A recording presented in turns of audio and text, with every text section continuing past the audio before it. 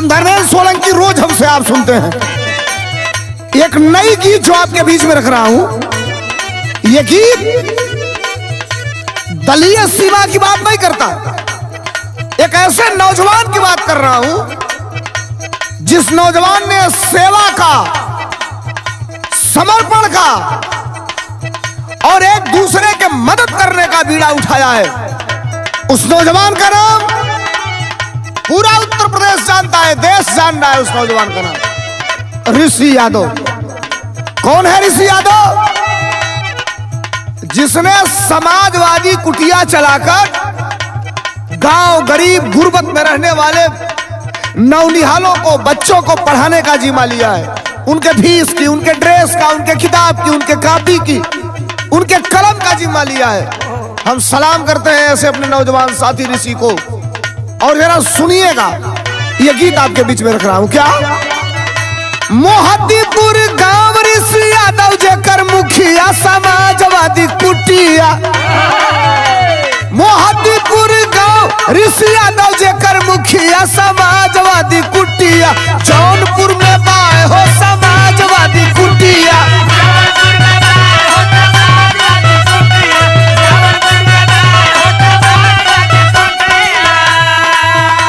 मोहद्दीपुर गांव ऋषि यादव जेकर मुखिया समाजवादी कुटिया।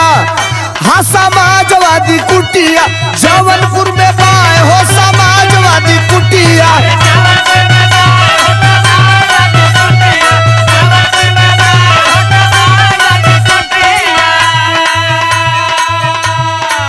और सुनिए, आप कहेंगे कि समाजवादी कुटिया का मतलब क्या है?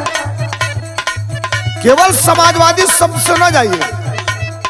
जब इस देश में पहली बार जब कोरोना आया, कोरोना जिसमें लॉकडाउन लगा, आदमी त्राहि त्राहि करने लगा,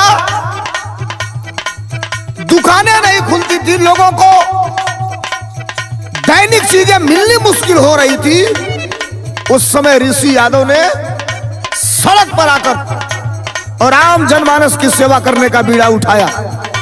आदरणीय अखिलेश यादव जी अपने आईडी से ट्वीट किए थे, पलटा लेकर घर से वो नौजवान निकलता था, गरीब असहाय लोगों को बिना पैसे का कोरोना में दरवाजे दरवाजे दूध पहुंचाता था, जितना होता था।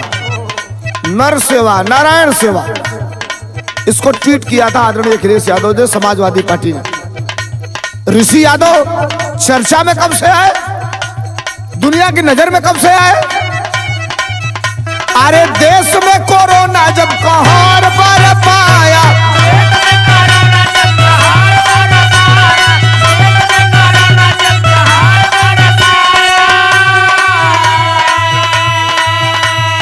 ऋषि यादव सेवा का बीड़ा तब उठाया।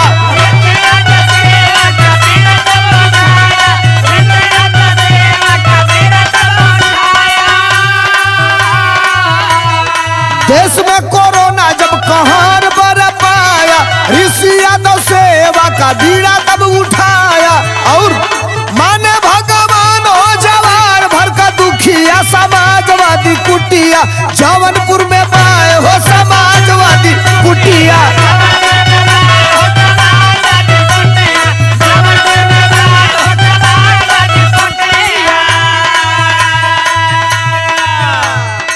कोरोना काल में दूध तो अपना देते ही थे, लेकिन ऋषि की नजर गई गांव के उन गरीब परिवार के बच्चों पर। जो परिवार अत्यंत गरीब था, विद्यालय भी बंद थे, बच्चे शिक्षा से वंचित हो रहे थे। ऋषि के मन में सेवा भाव की जो भावना जागृत हुई, एक छोटी सी कुटिया बनाया फूस की, और चाहता तो ऋषि यादव की कुटिया उसका नाम दे सकता था, अपने नाम से रख सकता था, लेकिन यही समाजवाद है। ऋषि यादव ने लिखवाया समाजवादी कुटिया, और वो कुटिया जिसमें समाज के हर वर्ग के बच्चे आना चालू कर दिए कोरोना काल में, और ऋषि ने पढ़ाना चालू कर दिया। अपने ही नहीं, गांव के अगल बगल के अपने साथी, जानकार लोग जो पढ़े लिखे नौजवान थे उनको वहां खड़ा कराया और वो नौजवान टीचर बनके उन बच्चों को पढ़ाना चालू कर दिए। धीरे धीरे ख्याति फैलती चालू हो गई। तब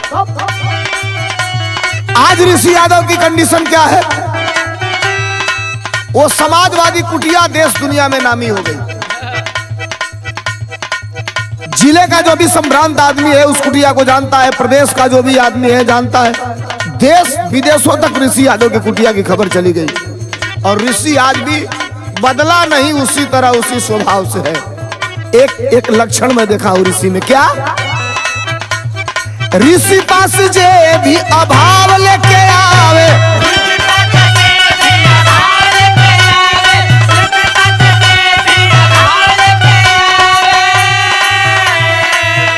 अरे मान सम्मान साथे मदद भी पावे।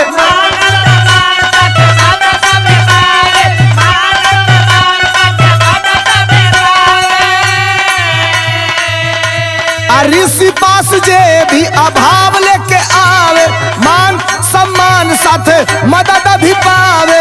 सरल स्वभाव सबसे रखेले पीरितिया, समाजवादी कुटिया जौनपुर में पाए हो समाजवादी कुटिया।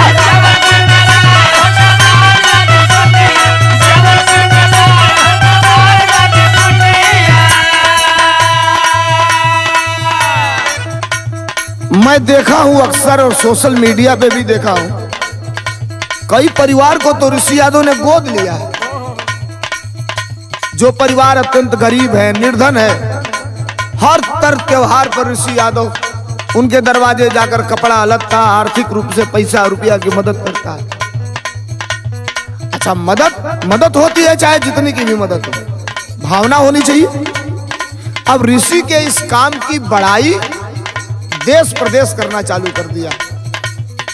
बड़े सामाजिक संगठनों के नजर में ऋषि आ गया, अधिकारी भी ऋषि की तारीफ करने लगे हैं। और हम ऋषि को बधाई देना चाहते हैं कि आप आगे बढ़िए।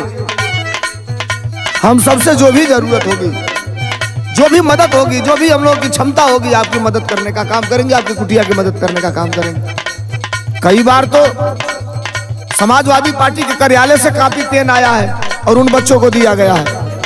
अब ऋषि की जो भावनाएं हैं वो कहाँ जुड़ी हैं? सेवा पे जुड़ी हैं, निस्वार्थ भाव से सत्कर्म पर जुड़ी हैं। लेकिन ऋषि की योग्यता क्या है आप जानते हैं? ऋषि के व्यक्तित्व के बारे में एक लाइन कवि ने लिखा, क्या लिखा? दिल से दिलेर है विचार समाजवादी ऋषि यादव।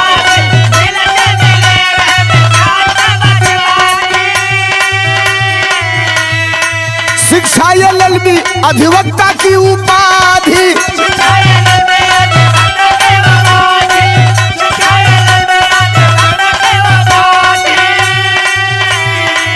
दिल से दिलेर है विचार समाजवादी। शिक्षा एलएलबी अधिवक्ता की उपाधि, गया 16